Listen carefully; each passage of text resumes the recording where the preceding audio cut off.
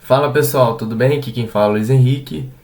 Nesse vídeo nós vamos falar um pouco sobre modelos de Machine Learning aplicados à macroeconomia. O que nós vamos ver nesse vídeo vai ser uma introdução ao conceito de Machine Learning. Nós vamos ver o que é a aprendizagem não supervisionada e também a supervisionada, né? Elencando aí os principais tipos de modelos definidos dentro dessas classes, né, de tipo de aprendizagem. Nós vamos falar sobre o viés e variância, né, um tipo de problema aí muito comum em relação a essa área. E depois a gente vai elencar alguns modelos de machine learning para previsão que a gente pode adotar aí nos nossos modelos de macroeconomia, certo? Em primeiro lugar, a gente precisa entender um pouco sobre o que é o Machine Learning, né? Esse termo aí. O termo ele foi criado por Arthur Samuel lá em 1959 e foi definido como a capacidade que dá aos computadores a capacidade de aprender sem serem programados explicitamente, né? A partir de modelos e dados, né? Os computadores eles iriam aprender a buscar soluções e entregar ao usuário, né? Tanto que se a gente traduzir o termo machine learning vai ser aprendizado de máquina, né? Que torna óbvio essa descrição. Entretanto, né, apesar de ter sido criado lá em 1959 esse termo, né, e boa parte desses modelos ter sido criado naquela época, né, foi apenas no final lá de 1900, no final dos anos 90, né, que os modelos desse arcabouço começaram a se tornar populares. E porque, basicamente, lá na década de 50, 60 até 90, né, tínhamos uma baixa capacidade computacional, né? Não havia computadores poderosos suficientes para coletar, armazenar e utilizar esses algoritmos da forma que a gente utiliza hoje em dia, né? Só foi com o crescimento ali da tecnologia que foi possível a utilização deles, né? Então, assim, foi lá no final da década de 90, né, início dos anos 2000, que mais e mais aplicações foram construídas ali baseado no Machine Learning. Para a questão de previsões de séries temporais, não muito comum, né, a gente ver também Machine Learning, né? Esse cenário ainda está sendo construído e principalmente nessa última década, né, que a gente está vendo diversas soluções ali para séries temporais, né, de grandes empresas, né, que ela está utilizando ali, principalmente na indústria ali. Quando se tem diversos tipos de variáveis e séries, é possível utilizar a previsão de séries temporais, né. Já para o caso ali de séries temporais econômicas, né, a gente ainda está vendo um baixo crescimento, né, mas ainda assim a gente tem visto ali diversas soluções. E para o caso de finanças, né, a gente também está vendo diversas soluções aí sendo criadas em relação a dados séries temporais aplicados ali por meio dos algoritmos de machine learning. Ainda não tem um consenso se esses métodos eles conseguem performar ali melhor do que os métodos clássicos, né, que a gente conhece, né. Entretanto, né, a gente está vendo ali um uso muito grande, né, principalmente quando se está utilizando ali base de dados de dados grandes, né. De acordo com Breman et al., né, eles argumentam que a comunidade estatística ele se dividiu em duas culturas, né. No caso, por que a gente pode utilizar o machine learning e não a estatística básica, né, ou melhor, a clássica, né, que a gente conhece aí desde sempre, né. Primeiro porque os estatísticos eles assumem o processo de geração de dados e tentam aprender sobre ele usando os dados. Já os cientistas de computação, né, ou o que a gente conhece como cientistas de dados, né, eles vão tratar o mecanismo de dados como desconhecido e assim eles vão tentar prever ou classificar com maior previsão. E desse entendimento, né, sobre esses dois tipos de profissionais, né, a gente sabe que o primeiro, né, a comunidade estatística, ela acabou se concentrando muito lá com a interpretação dos parâmetros como questão central dos problemas dos dados, né? E nesse caso, né, esse compromisso ele levou a uma teoria irrelevante, conclusões questionáveis e impediu que os estatísticos trabalhassem uma ampla gama de problemas atuais interessantes, né, de acordo com a fala ali de Breiman, né? No caso, com essa especificidade, né, dos estatísticos, as implicações não foram criadas, e assim, soluções do mundo real não foram criadas. Já em relação aos cientistas de dados, né, eles viram que era possível utilizar diversos tipos de algoritmos para criar previsões e soluções de forma que empresas ali conseguissem ter um potencial de crescimento maior, certo? Os modelos de machine learning, né, eles existiam muito antes lá do século XXI, né? Isso eu expliquei, né? Porque foram diversos tipos de algoritmos criados naquele século, no século anterior, no caso, né? Mas entretanto, né, devido a problemas de capacidade computacional, eles não foram aplicados na época, né? Já hoje em dia, né, a gente já tem ali um crescimento da capacidade computacional muito grande, então foi possível a utilização desses algoritmos, né?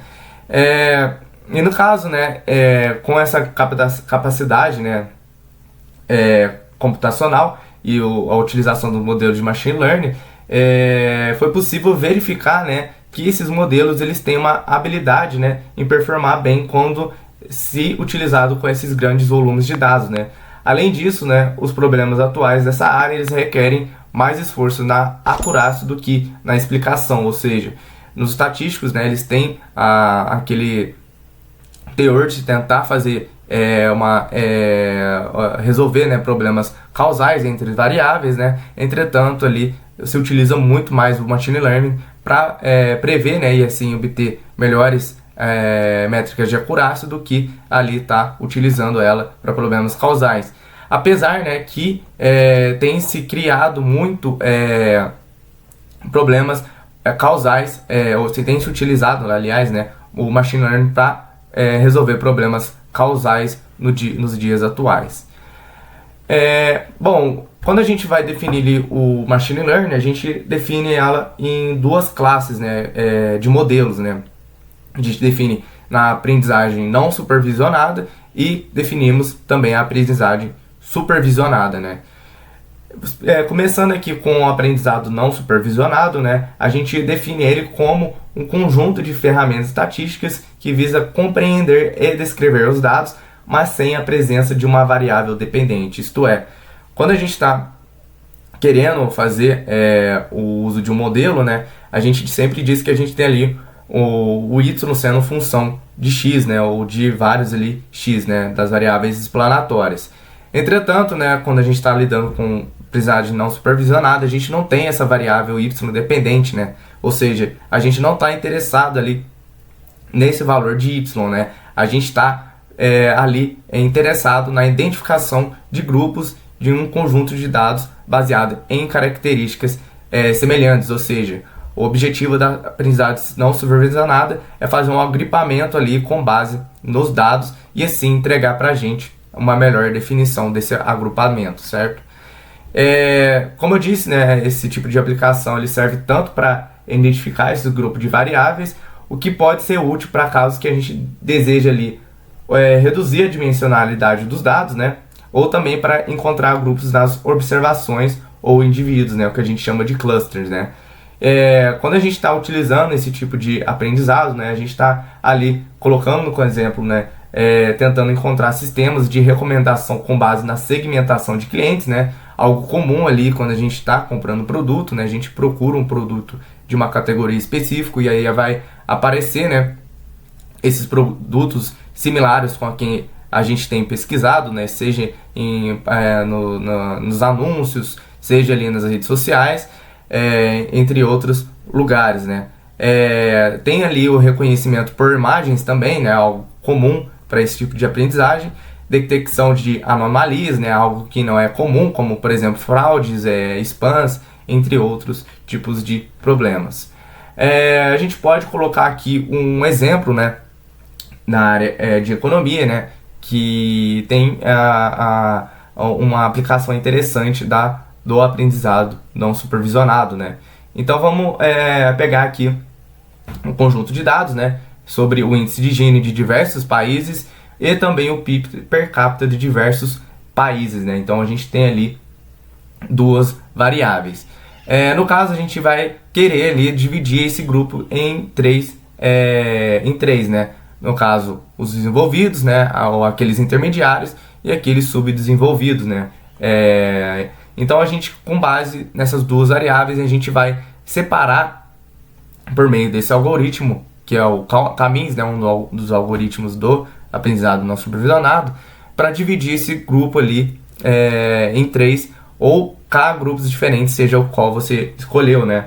E dessa forma, né, ele vai fazer a separação de acordo com a distância entre os pontos dos mesmos grupos, de forma que ele vai minimizar.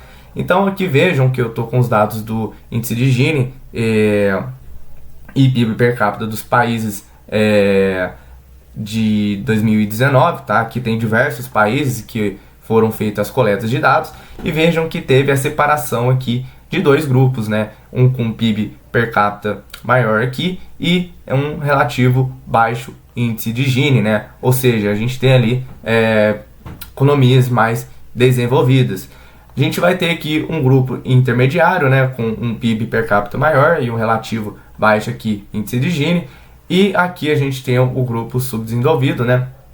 Com baixo PIB per capita e alto índice de Gini, ou seja, a gente teve ali a aplicação de um agrupamento, né, por meio do K-means, tá? Em relação à aprendizagem supervisionada, né, a gente tem aqueles modelos, né, que são utilizados para tarefas que envolvem a previsão de uma determinada variável de interesse, ou seja, é aquela ocasião em que a gente tem o y em função das variáveis explanatórias, né, ou seja, a gente tem aquela variável dependente que a gente quer prever, né, ou seja, problemas de previsão em geral, né, a gente trabalha com os modelos de aprendizagem supervisionada, né?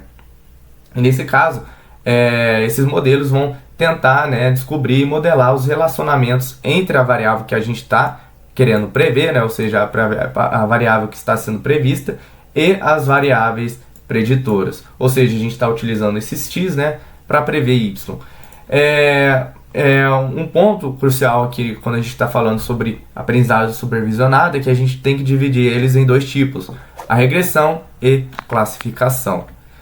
A regressão, né, é um método bem conhecido aqui para quem estuda macroeconomia, né, porque é o ferramental ali primordial no estudo da econometria e, obviamente, né, como vocês podem ver, a regressão faz parte de um dos algoritmos da Machine Learning, né? É apenas uma forma de falar, né, que a regressão pode ajudar em previsões no geral, né?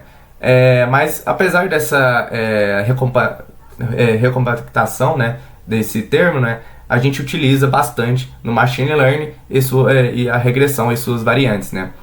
Então, quando a gente está querendo prever um resultado numérico contínuo, a gente está ali diante de um problema de regressão. Então, nesse modelo que a gente vai criar, né, a regressão ela vai prever uma quantidade e a qualidade do modelo que a gente está utilizando ela vai ser relatada como um erro nessas previsões, né? Então, a gente prevê a nossa variável, subtrai ali com os valores reais, né, dos valores reais, e assim a gente tem os erros das nossas previsões, é a partir dessa métrica que a gente vai definir se o nosso modelo é bom ou não.